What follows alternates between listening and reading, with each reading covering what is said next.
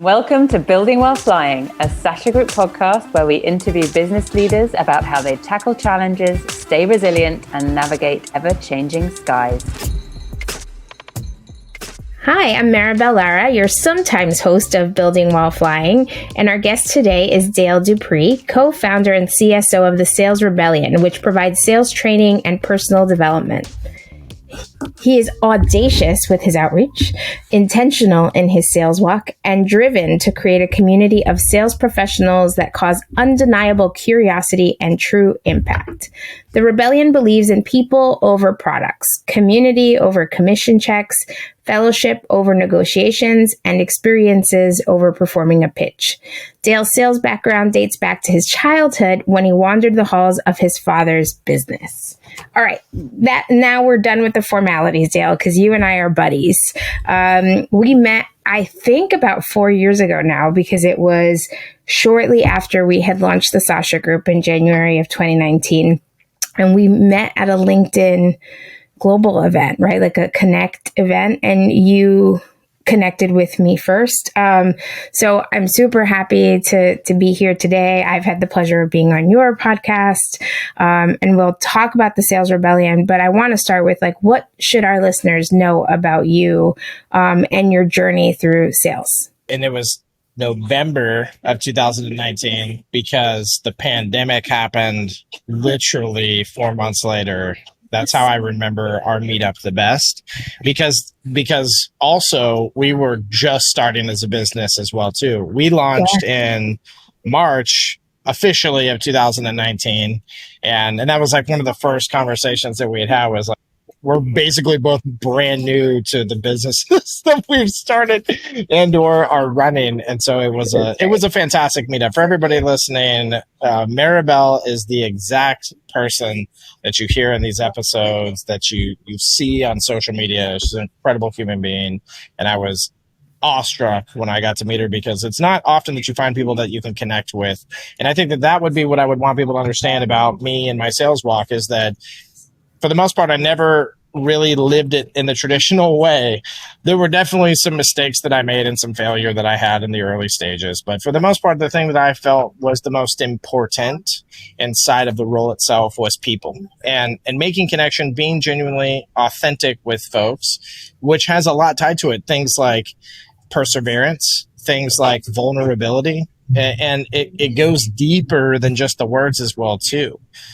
So in my sales career, I've experienced all the highs and all the lows. You know, they say to entrepreneurs, as an example, they say, hey, you're about to have, literally, when you start this business, you're about to know and understand better what it means to be like at the highest high and what it means to be at the lowest low. And I'll tell you that while I do agree with that to an extent, I've been way lower in my life than my business not having enough revenue one week, to be quite frank with you.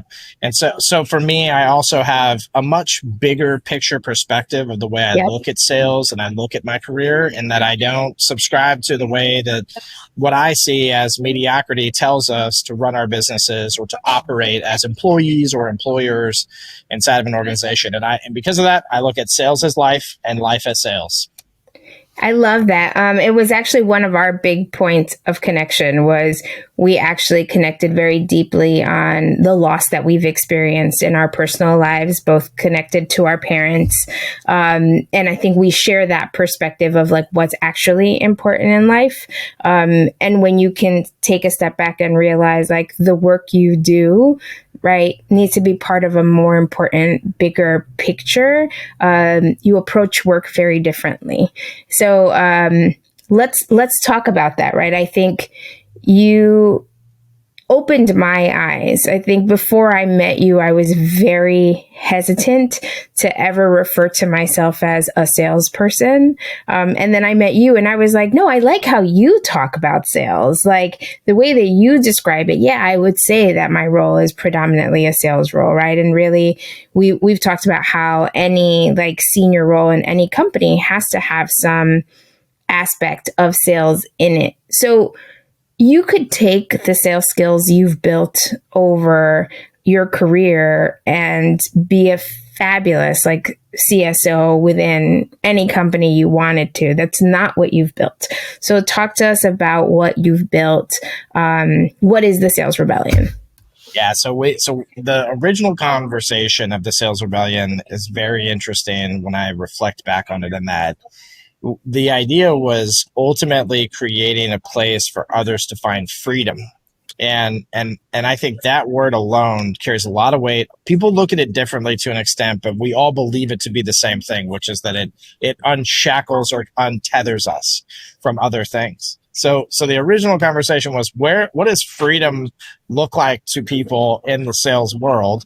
And also, how do we help people to not see this stereotypical label, like you just discussed, of sales, but to help people to realize and recognize that everyone's in sales all the time, whether it's when you're 17 years old and trying to convince your mom that curfew doesn't really matter anymore because you're almost 18, you can literally apply sales to most things, if not everything, in your life, because sales is influence, sales is connection, and sales is impact. Those three things are very important. So in my mind, when we started this organization, the number one goal in it was not to build some type of empire or multi-million-dollar organization for me to exit and become a unicorn and all the fun stuff that some people do. Like, no shade, like, it's all good, whatever your perspective is.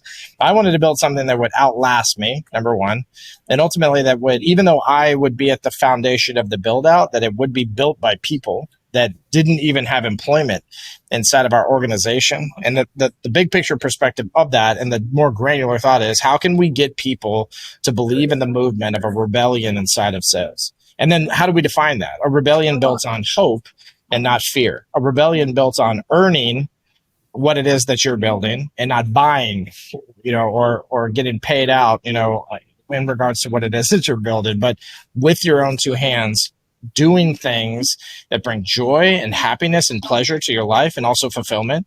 And if we do those couple of things, as an example, then the movement turns into something much different, because we're teaching people how to live better lives, ultimately, how to be happier, how to be more fulfilled. But what happens is they see financial returns, and this happens all the time inside of the org. We're 4 years old now, right? Based on the math we talked about earlier. And we've got people that have made more money than they've ever made in their life. And we're not talking about $100,000, right? We're talking about big money. And it's because if you talk to these people and take a testimonial, this is the craziest part. And really where I feel that we've done the best job. So when people come into a testimonial, you have to scratch and gnaw at getting them to talk about the financial outcome, quote unquote.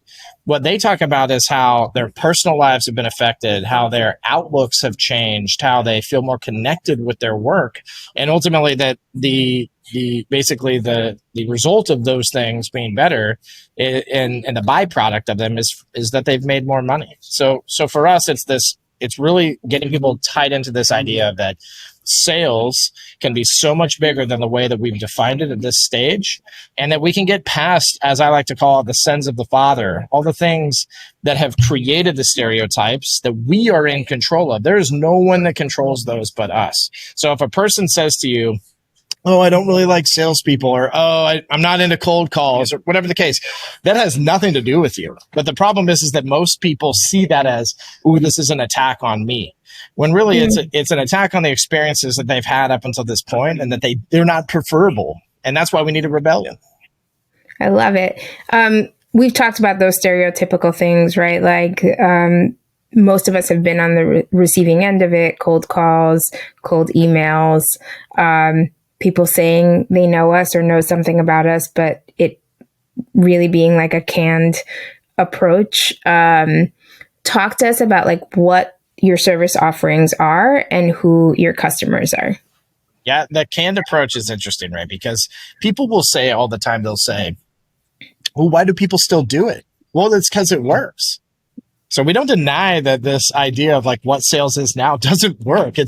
It's worked for decades and generations. The thing is that in those same organizations where it's always worked, it doesn't work the same in the year 2023, especially. There might be some outcomes that are being experienced, and really from the perspective of understanding why people still dive into this, is because they're insecure about change. They say, well, it doesn't matter if it's not working as well. We'll make it work. We'll hire more people. We'll do more volume, whatever the case, from a metric standpoint, because changing isn't in the cards. Right. There are so many people out there that are so tied into this identity of like what they've done so far and how they've done it. I don't sell the same as I sold back in 2007. I don't sell the same as I sold back in 2013. I don't sell the same as I sold back in 2020 in 2023. Right. And sales every year, sales changes. The only thing that I will say that we have stayed very tried and true to, which no sales organization does, is the experience we give. And that's the difference between the Rebellion and everybody else, is that people will say things like, if you run a better discovery call, you'll close more deals. And I agree with that. But what is the experience like in the discovery call? And the thought is that in most organizations, a discovery call has plenty of great questions that they ask people. But why are we asking those questions? And the difference between our org and others is that other orgs will tell you, well, you ask these questions to qualify. You ask these questions to make it less about you and more about them. But ultimately, what's really happening is that you're just being selfish. The questions are selfish. The questions that were asked are things that ultimately they make us feel like we're part of this whole presentation and dog and pony show. But really, it's just to get us to the end so that we can be sold. And, right. and that's what we do different. We don't advocate for, well, a discovery call is a way to sell somebody. We advocate that a discovery call is a great way to disqualify people and move on to the next, because it's better for the person that you're speaking to not put them through force them through this funnel or this process or these things that they don't even need to go through in the first place, because they're just not the right fit for our businesses. And when you literally just take this one little instance that we're talking about, this is just one little blip of teaching that we give to sellers, everything changes. Where you start showing up to something like a discovery call, then you stop thinking about the questions as much as you think about the purpose for these questions, and ultimately the delivery, the experience that you get to people. They don't become these canned things. We do stuff like, hey, I want to share this quick video real quick with you and then ask you a few questions. Is that okay? And nobody does that in discovery calls. Like, share a video? What are you talking? So we interrupt the typical patterns of people. Right. We give them experiences that speak deeply and emotionally to them, because that's how we are as humans. We're emotional creatures, which then defies logic. So if I'm saying like, gosh, I really want to buy a consulting from Sasha Group, but it's so much money, what happens is my heart says, but I really want it. And then it tells my brain, well, we'll figure it out. Like, we might not have the money right now, but we'll figure it out. And we'll tell them exactly what we would need in order to do business. And this is where mutual ground is created. And that's what sales is all about. So from the experience we give, the creativity that backs it, the heart of the salesperson, and ultimately the act of service selflessly. So we believe in this identity of servant leadership. We don't just preach it, we teach it. We show people how to become a servant leader inside of their sales work. We think that we think that those things are the defining pillars, if you will, and characteristics of the Rebellion that make us different from anybody else. I love it. So you work with people who are in sales, and you get a lot of folks who are in their first years of their career in sales because there's a void, right? They're not necessarily getting formalized training at their offices. It's like a sink and swim reality in many places, or they're being taught based on what's worked for their manager, or what their manager has been taught over the years. And as we're talking about, like, authenticity really matters, and sort of finding your way and what is authentic to you is probably going to be more successful than taking on somebody else's approach. And you're also doing group work, right? Like, you're being hired by companies to come in and train their staff, and you're doing consulting and all the full gamut. You're also giving a lot of content away. So talk to us about how that fits into your overall strategy. We personally think that if people can subscribe to what it is that our particular viewpoint and belief of sales is founded on inside of TSR, if we think that they can read content, we believe, I should say, that if they read content and they are attached to it, this sounds like me, or this challenges me and makes me think different, any type of likability, basically, whether it's they like it because they don't. So on the emotional spectrum, they think, well, this is intense and I don't know that I like this, or they feel that they have found a kindred spirit in this moment in regards to our company and our message. We believe that those people they'll begin to follow. They will implement change around some of the ideas that we give to them. And ultimately that will lead to them coming to us and saying, I think it's time that we team up, whether they're a solopreneur, whether they're a salesperson at a big organization, whether they're a VP of sales and they have 50 reps they want to put through a program. Like the size and scope of the quote unquote ideal client profile for us isn't as important as the heart of that person. So when we look at the demographics and we know exactly who typically buys from us, but what we really know is that it's the person that desires change more than anything else inside of their walk. And if we align on those things when those people come in, especially, we know those are the people that get the best results. So there's no denying that the outcomes from those people are ridiculous, just to put it bluntly, like ridiculous what these people are able to accomplish. And not just in their business walk, with their spouses, with their kids, with their grandparents. I mean, the stuff that happens inside of our system ultimately is good for people. Because when we sit down and we say, hey, let's talk about what a cold call sounds like. We don't sit down and define all these things that the traditional sales world has done. Instead, we challenge the narrative and say, well, what do you need to unlearn?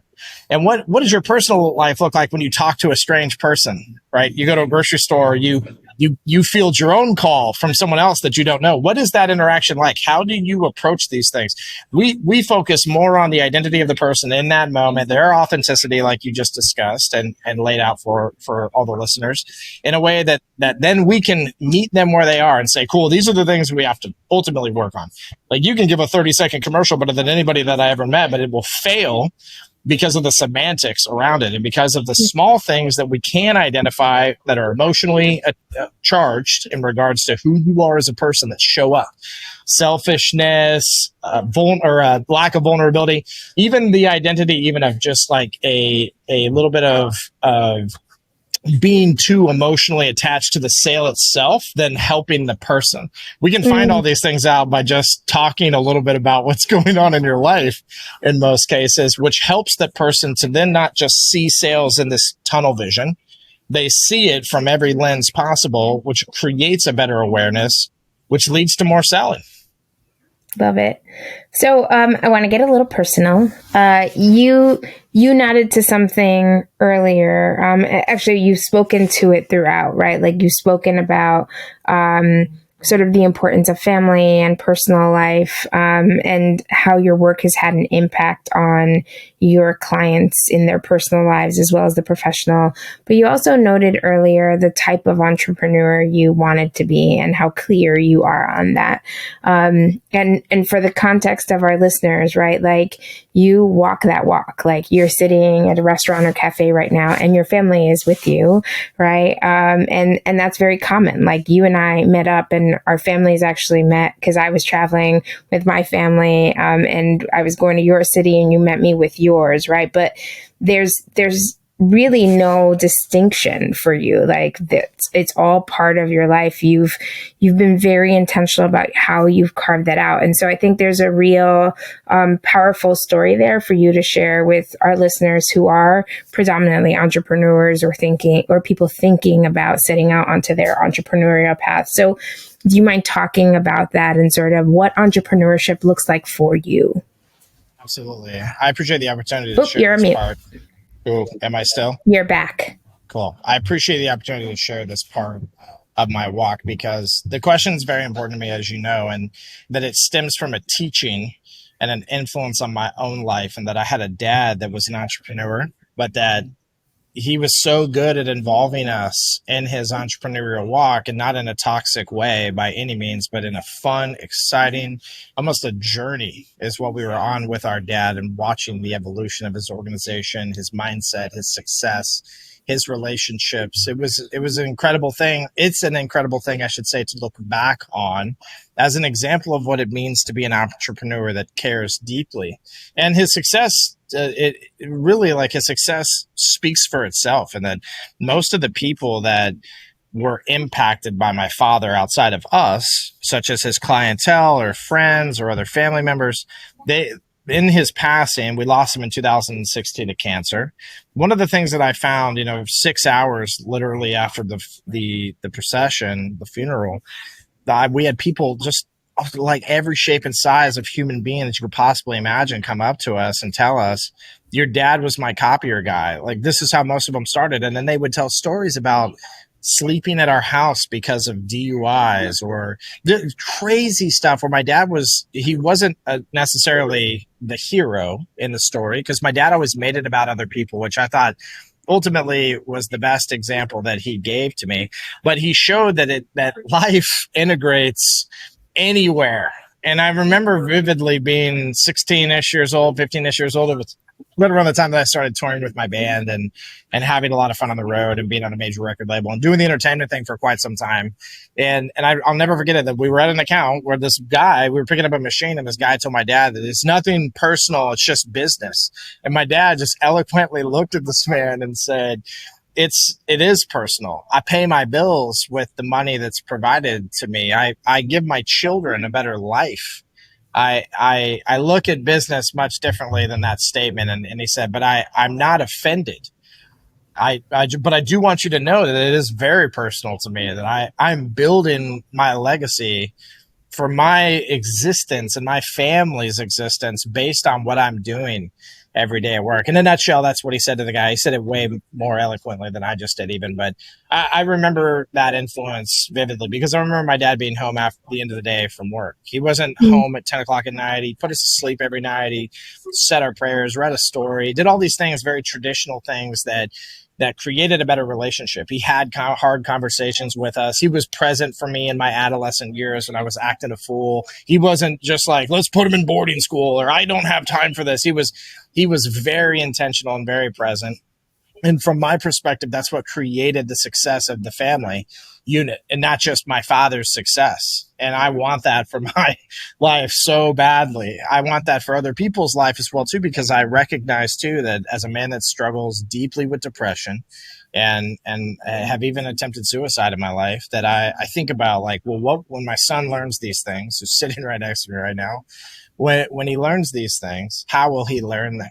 Will he learn them as things that come from shame? Will he learn them as things that I not necessarily am proud of, but I'm open to discussing and being vulnerable about, because I don't believe in the whole skeletons in my closet, try to find them thing? Like, how will he learn these things? How will they affect his life? And ultimately, how will he use them to supercharge his walk? Because without my dad, I wouldn't be here today. I would have been successful in taking my own life, and I wouldn't have a son and one on the way any day now. I wouldn't have an amazing marriage, almost 20 years together this year, 17 married. I wouldn't have these things if it wasn't for this man that didn't say, I have to be an entrepreneur and make all this money, but that did say, I want to build a legacy that's worth leaving.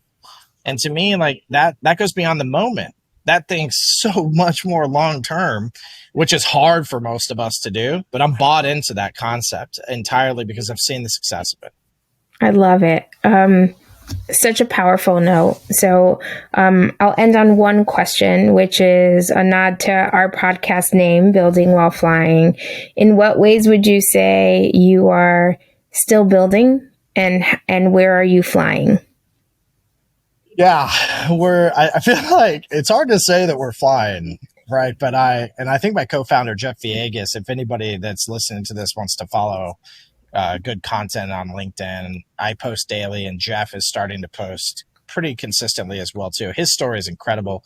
Jeff is one of the co-founders, is my co-founder. Him and I started the organization, and ultimately, you know, you could sit with the two of us and ask us this question. I think there'd be like a big list of, well, there's this, there's that, there's this, but we've done a really good job, especially with the things that we've learned from people such as the Sasha Group. A little shameless plug for you there. Thank you. That it's really important to understand that the failure is the best part about what you're doing, and that action, you can't have it without action ultimately. So you can sit around, you can try to perfect things all you want. And look, everybody talks about this, but what they don't talk about is that it's not that it's really hard to take action. It's that it's almost embarrassing, and or it's personal to take action, because if someone reaches out and says something like, well, you suck, or I didn't like this, or I had a terrible experience, that can hurt more so than it does look bad on the business. They can hurt personally. And that stuff's just the thing that you have to understand is that that's going to happen. Like we just sent out a survey from a big group that we just did a pretty massive team training for 6-7 total days, virtual and in person. And there was 2 people out of all of the employees, 60-ish total participants, that gave us negative feedback. And you can look at that as like the deal breaker. You can realize that there's 58 other people that had a really good experience. And you have to say to yourself, cool, so are we now leaned in far enough to the things that we're good at that we get a majority of responses that are positive? And are we letting the negative affect us in a bad way? Or are we learning from the negative and saying, cool, there's still 2% better that we can be at the end of the day. So let's work on that. And if you just change your outlook and perspective on all the things that you're still building, you never stop building because of it ultimately. But I would say that the places that we're flying, I'd say the places specifically that we're flying is that we have had year over year, we've had growth. We're building something that's much more of a movement and a community than it is this successful business. And we like that. We really do like that, even though we have the criteria of being fastest growing, whatever, or, some of the things that a lot of people go out and earn for themselves, which I highly respect. We're just not interested in that. If that kind of stuff comes naturally, great, fantastic. That's cool. But what we're more interested in is word of mouth, reputation, what people are saying. And I believe that that's the one thing that where we are flying, we have a great community. We have a fantastic community of people that nobody can deny that statement. Like that is the truth. And I take a lot of personal pride in that to say, yeah, this is what it's about. That this is great. This is something that we're doing very well. And if you can manage that pride successfully in a way that doesn't create further arrogance or deeper arrogance, right? Because there's a healthy amount of arrogance that we need to have, right? But if we can level that and manage that pride in a way that says, well, it's good and it's important because it's other people. And that's what we do as organizations. We serve. Whether you're Walmart, it doesn't matter who you are. You serve people. And as soon as you stop that perspective, like you become commoditized. You become just this thing that nobody, like Congress, worst freaking, you do a survey, it's like everybody hates them, yet they continue to keep showing up, right? Like this goes back to that idea of earlier where you said, what's different about you guys and other people? Well, people keep going to the old stuff. Like that's how people are. But if you can ignite just enough, right? The 10% of the people that do like Congress, right? Or the small group of them, right? Like if you can ignite just enough, they'll keep you going. They'll keep things in play ultimately. So think about the power of that inside of the small quote unquote community you're building and just how big that actually is. You might get credit for the best anecdote we've had thus far on building while flying. So listeners, go check Dale out on LinkedIn. We didn't even talk about your LinkedIn strategy and how really phenomenal the community you've built and the personal brand that you've built there has been. But it is what we try to teach our clients at Sasha about the importance of content creation and content to provide your community with value as opposed to trying to sell them on something all the time. So please go follow Dale because he is a wonderful example of that brought to life. My friend, thank you so much for your time today. I'm looking forward to celebrating the growth of your family and hopefully having the ability to see you again sometime soon.